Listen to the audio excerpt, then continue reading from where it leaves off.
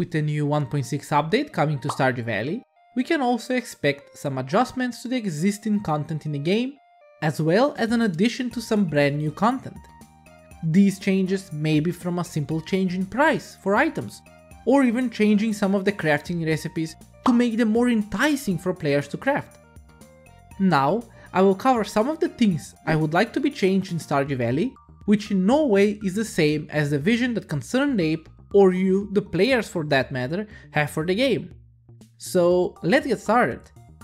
The first thing that comes to my mind would be a change concerning bee houses and honey.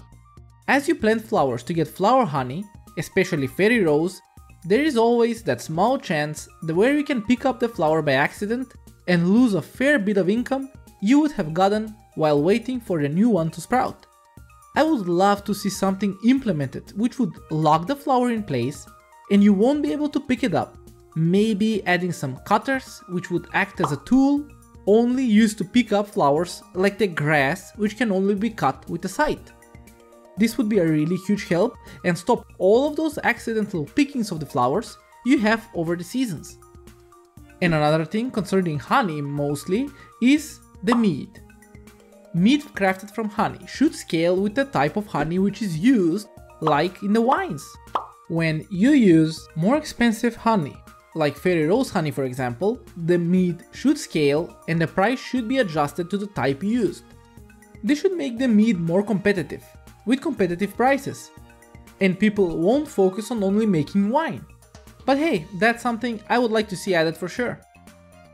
Another thing that I would like to see some change implemented in the 1.6 update is the spa. I don't know about the others, but I haven't visited the spa at all after I unlocked it. It's helpful to a point in the early game, but even then, I thought it was a waste of time. The location is mostly the issue since going there, recharging and going back wastes a lot of time, which could be used somewhere else. I know the location can be changed, but maybe the recharge time can be sped up a bit, so the location is more viable for players to visit. As it is now, you restore 10 points per second, but the return trip wastes a lot of time, where there are not many resources along the way which you can use that energy on, except maybe going to the mines, where even that trip will waste a bit of time until you start making your way down the mines. What do you think about this, and what would you like to see to be changed with the spa? And while we're talking about the spa, in the same area there is the train event, which needs a little change. Mostly in increasing the drop chance of the already existing loot table for the train cars, since most of the time when I make my way up there, while the train is passing, it doesn't even drop anything. And because of that, I have stopped visiting the train event at all. Whenever one passed through the valley, I would just avoid it. Also, more items could be added to the loot tables, which would depend on the type of cart passing. For example, animal carts would drop animal supplies, and passenger carts would drop like clothes and other items and so on. This is a small change for sure, which I think will increase the usefulness of the train event. Now for an item that everyone expected to have a different role in the 1.5 update, and I think adding this in the 1.6 update would really change the way the game is played, and that is the hopper. At first, for the hopper, everyone, and I mean everyone, thought that it would have the same effect like in the other games. Put a thing in the machine, it then puts that item for processing in the machine in front of it, and after processing, another hopper pulls it out of the machine and stores it into a chest in front of it. Sadly, this was not the case with the Stardew Valley hopper. The hopper only worked to put things inside processing equipment, and that was it. It was still useful, yes, but it didn't live up to the expectations the players had of it. And I would like Concerned Ape to revisit it a bit, and in the 1.6 update to add the option to pull out items from the processing equipment and put them somewhere else again, increasing the possibilities it would offer the players. This would in turn make the automate mod useless, and it will become a really expensive one, since to have a circuit working you would need 2 hoppers, but it will be worth it, and I think a lot of players would love it. For the next one, which is a bit controversial, and that is changing the price, well, lowering the price of the tea saplings. I know a lot of players won't agree with me since it's an easy moneymaker in the early game, which just needs wild seeds, wood and fiber to craft, and sells for 500 gold. In the early game this is a huge amount, which changes the rest of the playthrough, where you can get more profitable items like strawberries in higher quantities. But it takes away from the things that in the early game would be your primary sources of income, mainly farming and fishing, which also increases your levels in those professions. Also, you completely forget the primary use of the tea, which is making tea. So lowering the sale price to around 300 gold would be more beneficial and it would balance out the early game progress. But that's just my opinion. What do you think about the tea saplings?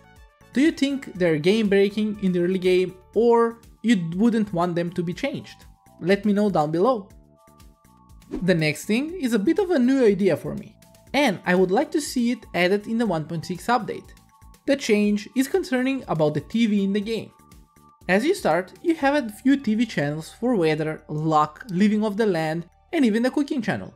But imagine having one more channel that shows up once a week, on Fridays, like a shopping channel, which sells furniture for a bargain price.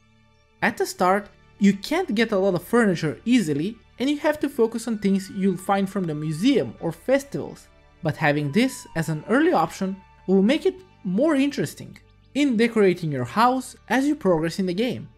And in the end, when you buy the furniture catalog, this will become obsolete, or maybe it will offer some furniture which are not found in the catalog. I hope to see something like this since it would really add more to the game, but we shall see. Another item which definitely needs a change is the fairy dust. This item was added in the 1.5 update after finishing Birdie's quest, and it's an expendable one, meaning after you use it, you lose it. The fairy dust is used on machines to finish the process, and once you use it on a machine, it immediately finishes the process it's carrying out, making it a really useful item. But the things it needs to be crafted are 1 diamond and 1 fairy rose, which are both quite expensive, and using it's not worth it in the long run. I know it's a premium item which can really speed up your money making process, but that huge price to craft is only making it obsolete. From the moment I got it, I haven't used it at all in my playthroughs.